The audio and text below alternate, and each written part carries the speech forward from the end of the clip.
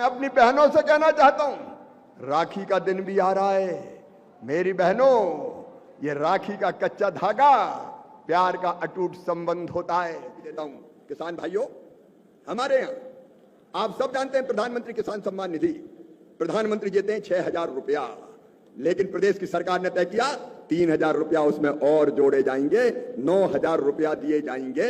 इस फैसले के लिए भी मैं बधाई देता हूं। और आज मैं जरूर आपको यह निवेदन करना चाहता हूं, आज किसानों को यह जानकारी होनी चाहिए। एक तो किसान भाइयों, कुछ लोग ये चर्चा कर रहे हैं कि जो फैसले अभी हो रहे हैं दूसरे देशों के साथ समझौते के, मैं आज प्रधानमंत्री का अभिनंदन करते हुए कहना चाहता हूं, हर एक फैसला भारत के हित में है, देश के हित में है और किसानों के हित में है। किसानों के हितों से कोई समझौता नहीं बहनों और भाइयों, चाहे यूरोपियन यूनियन से समझौता हुआ, दुनिया के दूसरे देशों से समझौता हुआ और चाहे अमेरिका से समझौता होने वाला हो, हर समझौता, हर फैसला ये किसान की भलाई के लिए प्रधानमंत्री जी के नेतृत्व में भारत सरकार कर रही है। देखो, इतना बड़ा संकट आया मिडिल ईस्ट का, अमेरिका ईरान का युद्ध चल रहा है, अभी भी कई तरह की घटनाएं हो रही है और उसके कारण आप जानते हैं हमें कई तरह के संकटों का सामना करना पड़ा। तेल लेने में हमको दिक्कत हुई, लेकिन सबसे बड़ी दिक्कत आई थी फर्टिलाइजर में, खाद में। हम सच में चिंतित थे कि किसानों को अगर रबी की फसल में, खरीफ की फसल में ढंग से खाद नहीं मिला तो किसान कहां जाएगा बहनों और भाइयों। लेकिन मैं प्रधानमंत्री जी का अभिनंदन करूंगा, हमने फैसला किया जिस भी कीमत पर मिले, जहां भी मिले, हम खाद तो खरीद के लाएंगे और अपने किसान को खाद उपलब्ध कराएंगे। आज आपको पता है यूरिया की एक बोरी आज जो भारत सरकार मंगा रही है वो आ रही है 3,000 रुपया में, यूरिया की एक बोरी 3,000 रुपया में। लेकिन किसानों को हमने फैसला किया 3,000 नहीं, इस बढ़ी हुई कीमत का बोझ हम किसान के कंधों पर नहीं आने देंगे और भारत सरकार इस बोझ को अपने कंधों पर उठाएगी। इसलिए 3,000 रुपया की यूरिया की बोरी 266 रुपया में किसानों को दी जा रही है। हम एक नया पैसा नहीं बढ़ने देंगे किसान भाइयों।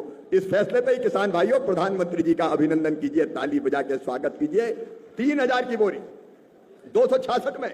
हाँ, कुछ बेईमान जरूर है जो यूरिया को ब्लैक करने की कोशिश करते हैं, कालाबाजारी करने की कोशिश करते हैं। ऐसे जितने बेईमान हैं उनको हम नहीं छोड़ेंगे, नहीं तो पता चला किसान का यूरिया चला जाए प्लाईवुड इंडस्ट्री में। और इसलिए किसानों के साथ धोखा करने वालों के लिए सख्ततम कार्रवाई होनी चाहिए। नकली कीटनाशक, नकली दवाइयां, ये हमारे लिए काल बन जाती है। काल किसान डालता है, पैसे खर्च हो जाते हैं, कीटनाशक पर जाता है, लेकिन कीड़े मरते ही नहीं हैं। और इसलिए मैं एक और घोषणा आपके सामने कर रहा हूं, भारत सरकार ने तय किया है संसद के अगले सत्र में हम घटिया कीटनाशक, नकली कीटनाशक, पेस्टिसाइड और नकली या घटिया बीजों के लिए नया कानून बनाएंगे जिसमें कड़ी से कड़ी सजा बेईमानी करने वालों को दी जाएगी। हम छोड़ेंगे नहीं। अब ये 1962 का कानून जिसमें थोड़ी बहुत सजा मिलती है, जिसमें केवल 500,000 रुपया जुर्माना होता है, लेकिन अब जुर्माना हो या भयंकर अपराध हो तो चाहे सजा देने का सवाल हो, ऐसे बेईमान छोड़े नहीं जाएंगे। नया कानून बनेगा। बोलिए, बनना चाहिए कि नहीं बनना चाहिए? जोर से बताओ, बनना चाहिए कि नहीं बनना चाहिए? बेईमानों को नहीं छोड़ा जाएगा।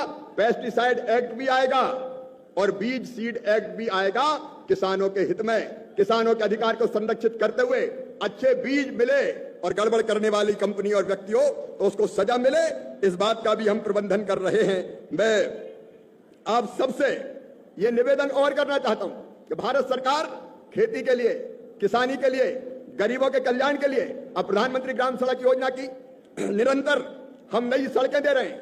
पिछले समय जब मैं आया था तो प्रधानमंत्री ग्राम सड़क योजना की सड़कें मैं मुख्यमंत्री जी के हाथ में सौंप के गया था।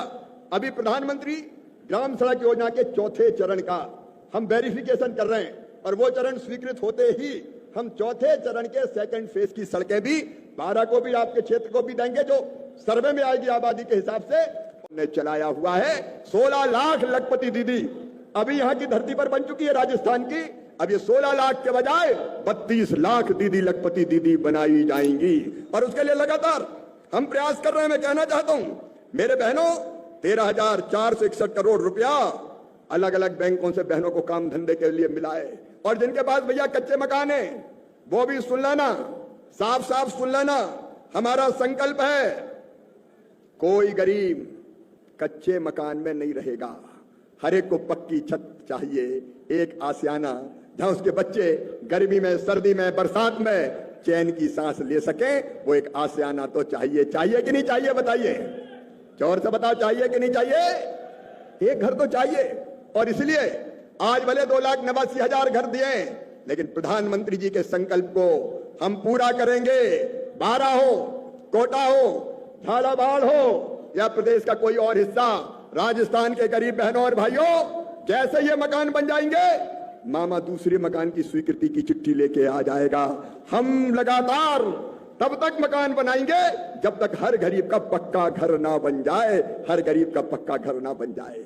आपकी जिंदगी बदलना, आपकी जिंदगी में परिवर्तन लाना, यह हमारे जीवन का लक्ष्य है। और एक जानकारी और कार्यकर्ता बहनों और भाइयों आपको दे रहा हूं, हमने प्रधानमंत्री ग्रामीण आवास योजना में कई तरह के परिवर्तन किए हैं। अभी मैं देख रहा था कितने गरीब ऐसे हैं जिनके पास अभी घर नहीं है, तो उसके लिए सर्वे किया गया है। और उस सर्वे के अंतर्गत मेरे सभी बहनों और भाइयों को मैं बताना चाहता हूं, 29,13,749 नए सर्वे यहां किए गए हैं। 29,13,749। अब इनका एक बार यहां फिजिकल वेरिफिकेशन हो जाए। फिजिकल वेरिफिकेशन पूरे होते ही बचे हुए जितने गरीब हैं उनके लिए भी मकान आवंटित कर दिए जाएंगे। और हमने नियमों में बदलाव किया है। 3 बड़े परिवर्तन नियमों में किए हैं। एक, पहले प्रधानमंत्री आवास योजना में यह नियम था कि अगर किसी के पास 2 पहिया वाहन हो, मोटरसाइकिल हो, स्कूटर हो, तो उसको मकान नहीं मिलेगा।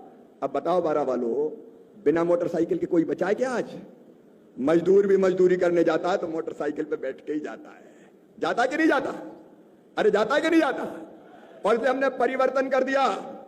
हमने परिवर्तन कर दिया कि हम जिनके पास 2 पहिया वाहन होंगे उनको भी मकान देंगे, उनको मकान से वंचित नहीं करेंगे। बोलो भाइयों, ठीक है कि नहीं? मोटरसाइकिल स्कूटर हो तो भी मकान मिलेगा।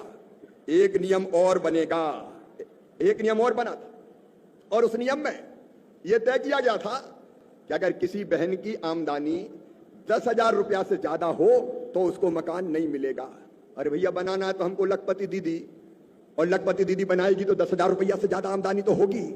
अब 10,000 से ज्यादा आमदनी होगी तो मकान कट जाएगा। मैंने कहा ये तो बिल्कुल गलत है। बताओ गलत है कि नहीं? अरे ज्यादा कमाई करे तो मकान क्यों कटना चाहिए? नहीं, कई दीदी सोचेगी ज्यादा कमाई मत, नहीं तो मकान नहीं मिलेगा। और इसे अब तय कर दिया है कि 15,000 रुपया महीना भी अगर मेरी बहन की आमदनी होगी तो भी उसको मकान दिया जाएगा। बोलो ठीक है कि नहीं? राम की चिड़ैया, राम कोई खेत, खाओरी चिड़ैया, भर भर पेट, चिंता करने की कोई जरूरत नहीं है। और तीसरी चीज, जब मैं कृषि मंत्री हूं तो मन में यह बात भी आई कि किसान जिसके पास खेती है, छोटी खेती, तो छोटा किसान तो बेचारा दिनों रात मजदूरी करता है खेतों में, उसकी आमदनी इतनी नहीं होती कि वो आसानी से अपना मकान बना सके। और इसलिए किसान भाइयों, एक फैसला हमने और किया है, और वो फैसला ये है कि जिन किसानों के पास 5 एकड़ असिंचित जमीन और 2.5 एकड़ सिंचित जमीन होगी, उन किसानों को भी मकान बनाने के लिए पैसा दिया जाएगा।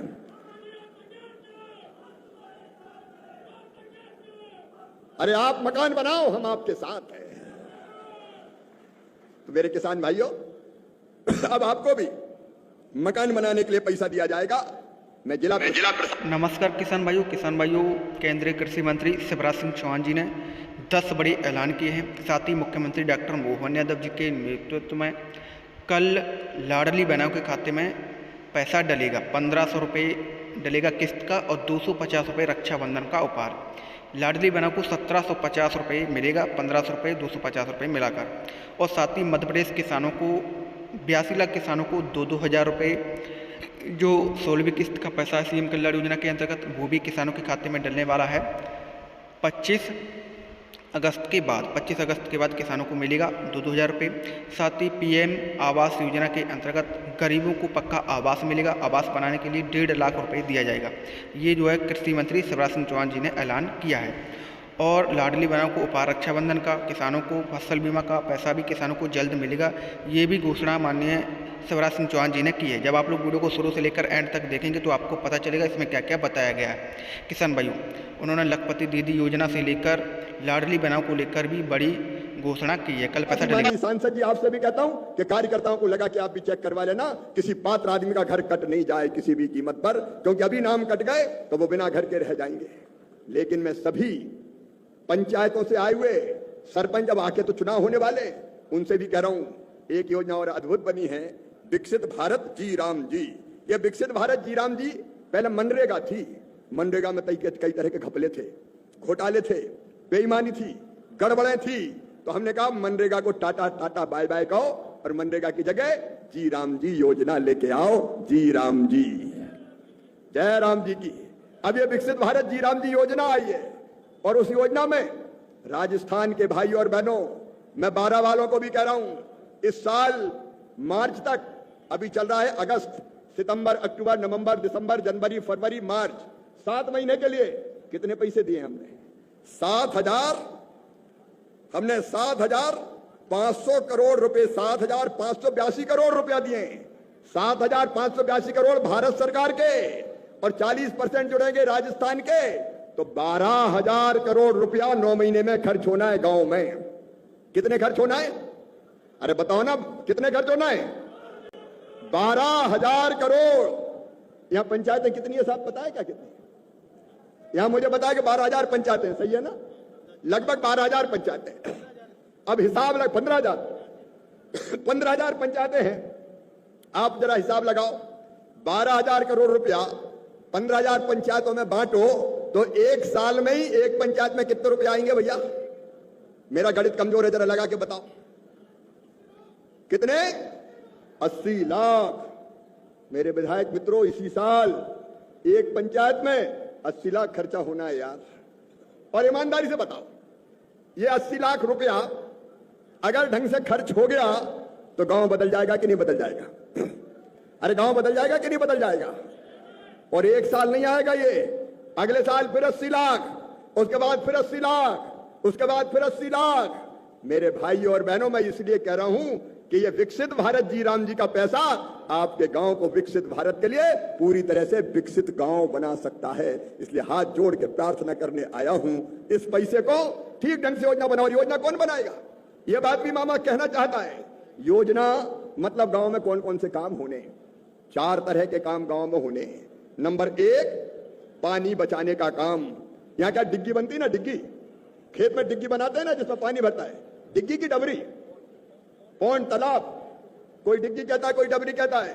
भाइयों, इससे खेत में डिग्गी, डबरी और छोटा तालाब बनाया जा सकता है ताकि पानी खेत में रुक जाए, धरती पानी पी ले और भूजल का स्तर ऊपर बढ़ जाए तो तुम्हारे ट्यूबवेल और कुआं ढंग से चल जाए और खेतों में